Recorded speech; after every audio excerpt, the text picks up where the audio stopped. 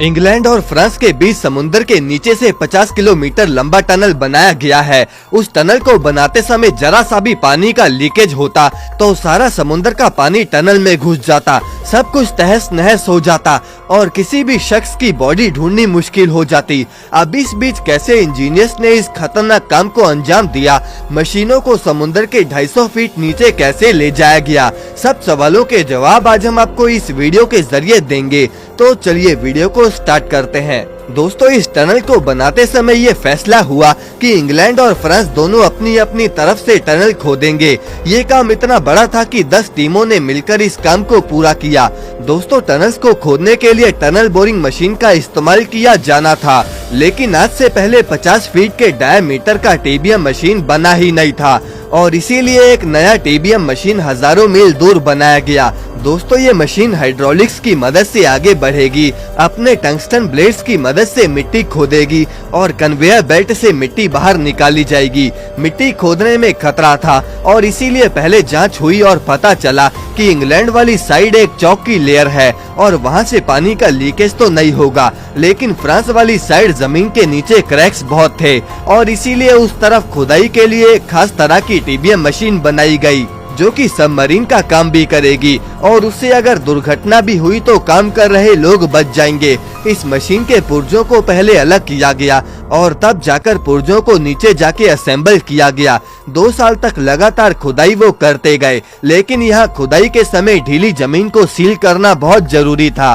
क्योंकि अगर समुद्र के पानी ने रास्ता बना लिया तो तबाही मच जाएगी और इसीलिए टनल के साइज के गोलाकार कंक्रीट स्लैब्स को टनल में फिट कर दिया जा रहा था और इतने बड़े बड़े कंक्रीट के करीब 75,000 स्लैब्स इस प्रोजेक्ट में इस्तेमाल हुए थे। एक एक कंक्रीट की रिंग दोस्तों 40 टन वजन की थी।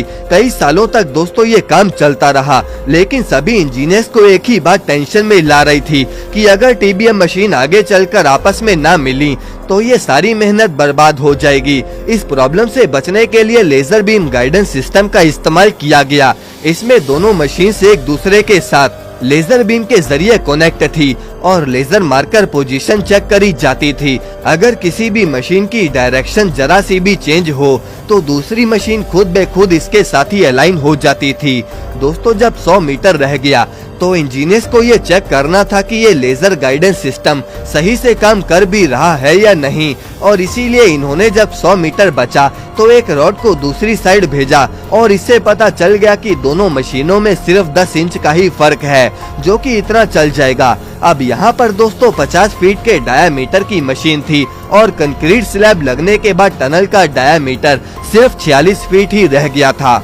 अब इसका ये मतलब हुआ कि मशीन को ऐसे ही बाहर नहीं ले जाया जा सकता। मशीन को दोस्तों डिसअसेंबल करके भी प्रॉब्लम का सलूशन नहीं मिल रहा था, क्योंकि मशीन को डिसअसेंबल करने का खर्चा नई मशीन खरीदने से भी ज्यादा आ रहा था और इसीलिए दोनों में से पहले तो एक मशीन का मैकेनिकल सुसाइड करवाया गया, यानी कि उसे नीचे की तरफ भेजकर हमेशा के लिए दफन कर दिया गया और उसके बाद दूसरी वाली मशीन ने बाकी का काम खत्म कर दिया और उसके बाद दूसरी वाली टीबीएम को डिसअसेंबल करके वापस टनल से बाहर ले जाया गया और इस तरह दोनों कंट्रीज को 13,000 सालों बाद टनल के जरिए जोड़ा गया। इस प्रोजेक्ट में उस समय $12 बिलियन का खर्चा आया था और इतने पैसों में दोस्तों 8 एंटीलिया अपार्टमेंट और 10 बुर्ज खलीफा बनाए जा सकते थे। दोस्तों, आपको इंजीनियर्स की ये कारीगरी कैसी लगी, कमेंट करके हमें जरूर बताएं और इस वीडियो को लाइक करके चैनल को सब्सक्राइब जरूर कर दें।